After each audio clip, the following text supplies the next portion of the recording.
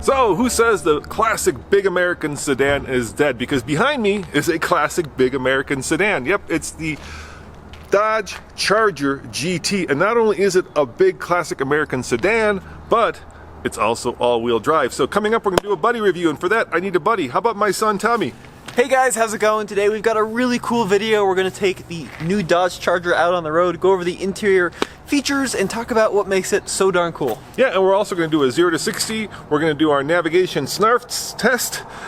And at the end of this, we're gonna let you know whether you should buy it, lease it, rent it, or forget it, Tommy. So why don't you do the walk around? Absolutely. Now for 2020, the Dodge Charger looks pretty much the same that it has for a bunch of years now. And this one is a GT, which means it looks really cool. So here on the hood, we've got this really awesome hood bulge. We've got kind of this sporty looking grille, these aggressive headlights. This also has a black top package, so a lot of parts are blacked out.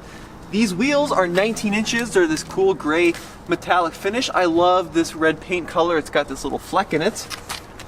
Black mirror tops here. You've got the classic Charger swoop going down the side. And then in the rear, you'd be hard pressed to know that this wasn't a big old V8 or Hellcat powered Charger, because take a look at the spoiler. Big spoiler here. GT badging. Dual exhausts. Oh yeah. It is so cool. Now, there is one hint that the GT is maybe not as fast as something like an SRT or a Hellcat, and that's this little badge right here. This little 4. You see, on some of the older Chargers, you could get your big old American sedan with a V8 in all-wheel drive, but on this latest generation Charger, if you want all-wheel drive like this one has, you have to get the V6. And let's talk about what's underneath the hood. Do you guys love cars? Well, we've got a new podcast that will keep you entertained for hours, from on-road to off-road, from Corvette to Jeeps. Check out tflcar.com/podcast, or go to wherever you get your podcast, including iTunes, Google Podcast, or Spotify. So you'd expect, based on the styling, Dad, to be a 5.7 or maybe a supercharged 6.2 liter, but no way. Yep, it's the venerable 3.6 liter Pentastar, Tommy, that is now in many FCA products, which is a fine engine. It's just not a Hellcat or a Hemi. So what's the horsepower? It's 300 horsepower and 264 pound-feet of torque. And this engine, it's in the Wrangler, it's in the Grand Cherokee, the Gladiator, the Ram 1500, the Chrysler 300, the Dodge Journey. What else? It's in every FCA product that you can think of, pretty much. So let's go and take this guy for a ride. Now, I don't know if you noticed, but it is a little bit higher because it is all-wheel drive. And of course, for all of you car guys and car gals, you'll know that this chassis is shared with the Chrysler 300. Yep. Which also comes in all-wheel drive. And the Challenger. And the Challenger. Which is also available in all-wheel drive. And harkens back to a Mercedes like from 15 years ago, when Mercedes actually owned Chrysler. Yep, that's right. Now why don't you start it up? Let's hear the exhaust note, because even though it's a V6, it's got kind of a throaty sound.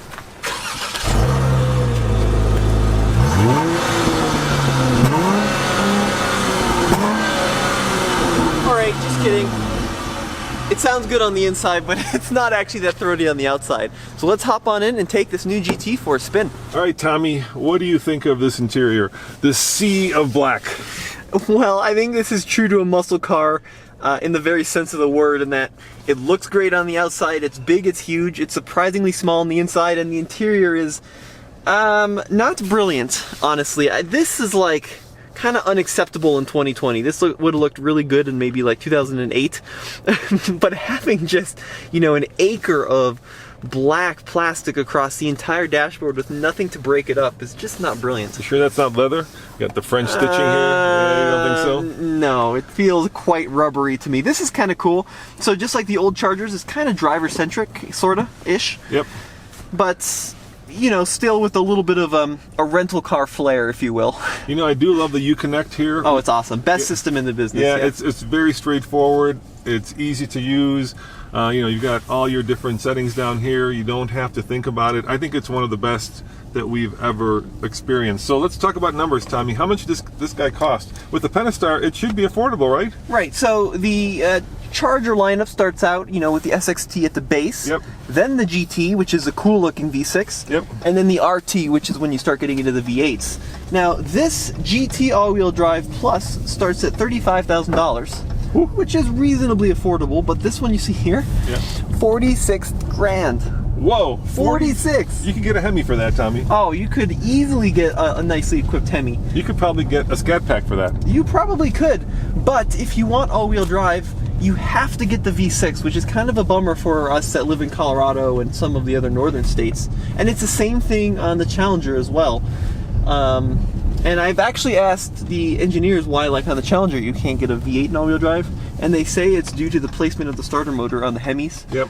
It would interfere with the front prop shaft, but they managed it on the previous generation Charger, so why not on this one? All right, how about fuel economy? Fuel economy, 21 combined, 18 city, 27 highway, which is not bad for a muscle car. Although we'll see just how much muscle it has in our 0 to 60 test. Now, what's your opinion on V6 muscle cars? They're not muscle cars. Oh, burn! Oh, come on. It's got to have... Oh, look. I mean, you know, Mustang does a 4-cylinder turbo, but a true American muscle car has to be a V8. I disagree. I'm a purist. No. It's got to be... And it's got to be like a V8 that has that kind of lumpy camshaft, you know, where it's just kind of... Like a Harley, right? An electric Harley is still a Harley, but is it? A muscle car without a V8 is still a muscle car, but is it, That's Tommy? not true, because the original muscle cars were all available with straight 6 engines. This is just the modern version of a straight 6. Yeah, but they didn't make their reputation in straight 6 engines, No, right? They they made it didn't. with big old V8s. You know what I love about FCA products in general? They've got the best heated steering wheels and seats in the business. My butt is toasting right now, and that's because automatically when it's below a certain temperature, it turns on your heated steering wheel and your heated seats, and it's so nice to have them. All right, should we go into our sport modes? Sure, go on your sport mode, so when we accelerate onto the highway here, we know how fast we're doing. All right. Got the Solo DL set up. Traffic is light, of course, because, well, people are working from home. And let's do a little bit of an acceleration onto the highway right here and see how quickly this goes from 0 to 60. All right, so we got to wait for a timer to reset, so come to our full stop Yeah, all right. and go for it. All right, I'm forward. It's not a bad noise in the higher RPMs. Yeah, it's 50, It is not fast, though. 60. Whoa, Yeah. that's at a mile above sea level. So 9.05 to 60, that was in sport mode. The 8-speed automatic is set into standard drive.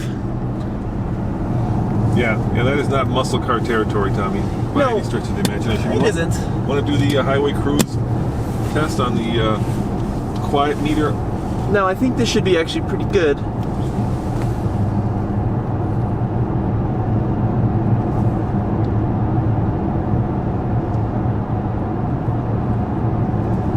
So at 60 miles an hour, about 63 decibels, which is very quiet. And this is where the Charger just excels. Long distance, straight line road trips like this, you got these huge kind of lounge seats. You lean them back a little bit, dead quiet in here, soft ride. This is perfect. Yeah, you know, we had the Hellcat as a long-term tester for over, almost 2 years. Yeah. And we drove it to California, and I gotta tell you, it was a superb long-distance tour. Are you feeling hungry, Tommy? I am feeling hungry. Should we do our Snarfs test? Let's go to Snarfs. I think they're still open for takeout only. So let me hit my little voice here. Navigate to Snarfs. Tuning to satellite stars. Yeah, not brilliant there. No, that did not. Try it again. All right. Navigation. Navigation. Navigate to Snarfs. No state heard. Searching your current state, Colorado. Yeah, so I think you have to go through. East 2nd Street, Oh, Florence. gee whiz. What a mess. Can you Now cancel do it? Yeah. Alright, so I think what's going on here is you actually have to know the address, and this is taking us somewhere in Florence.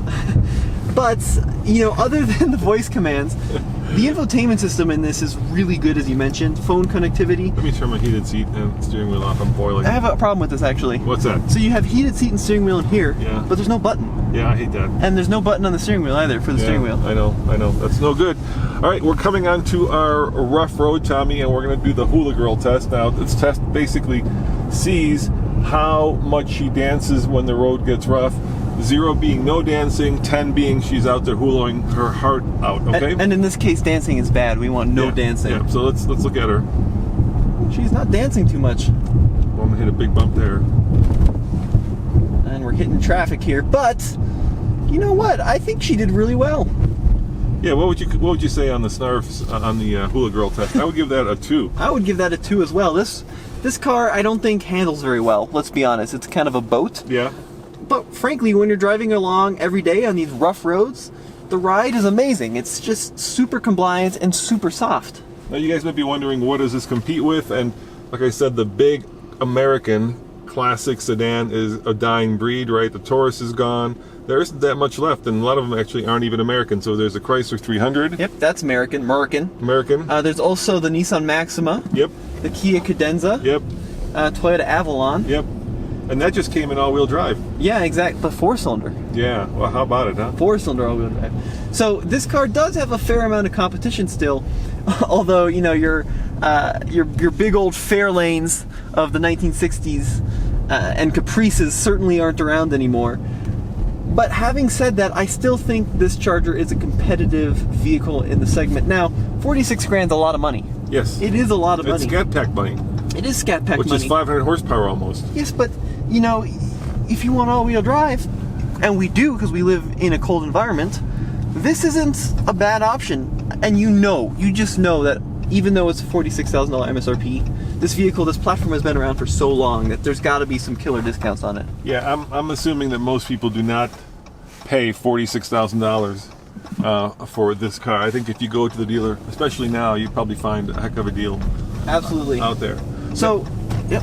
Now I was going to talk about kind of that big power bulge looking out front. I do love the styling of this car. Oh, it's so cool. You know, I do love the fact that it comes in, how many flavors are there, right? There's the base, like you said, and then you step up to the Hemi, then you step up to the Scat Pack, then you step up to the Hellcat, right? Then you step up to the wide body Hellcat. Yeah, there's a lot of different engine and even body options. Yeah. I mean, there's just a world of different options if you actually want a Charger. There's a Scat Pack wide body now too. Yeah. And you know, they all have one thing in common, and that is Ralph Gilles, right? He's the designer who penned this basically, and I think he nailed it. I think, you know, this car has attitude, and the attitude says, I'm going to punch you in the face, I'm going to punch you hard. And I love that about the car. What? It's cool. That's the attitude, right? A Ferrari Not walks... a great attitude. Yeah, look, a Ferrari walks into a bar, and it's like, hey, look at me. Look how sexy I am. Check out my Italian clothes, right? A Charger walks into a bar, looks at you, and just punches you in the face and walks out. That's the look of this thing. I want neither of those. Well, what do you want? I just want a nice friend to talk to. Well, then get yourself a Soul, okay? Because that's what you got there. Yeah. This is not that car. But this may go up and try to punch you. But it's a V6. How hard is it going to punch you? Well, that's the problem. Yeah, that's the problem. You put your finger on the bulk of the problem right now. Yeah. But having said that, you know, if you want all-wheel drive, which a lot of people want because it gives you that safety and security. Yeah. If you want a soft ride. Yeah, if you want a soft ride, if you want a great deal, because I bet you can get a great deal, this isn't a bad option. It isn't a bad option, and if you want the coolest looking car in its class, it doesn't get any cooler than this. All right, well, let's go park it and let's let them know if they should buy it, rent it, lease it. Actually, let's yeah, you really messed it up. Yeah, let's let them know. Buy it, lease it, rent it, or forget it. Give that some thought, would you?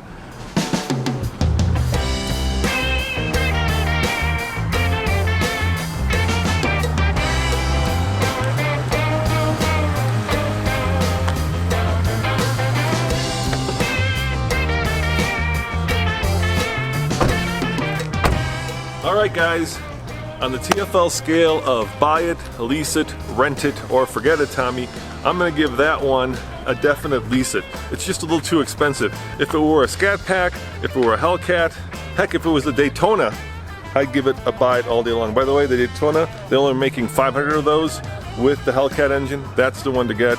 That's the one that's going to appreciate. But this one's a fine car. It's bad. I was going to say something that I can't say. Put the word A with S at the end of it. But Tommy, what do you give it?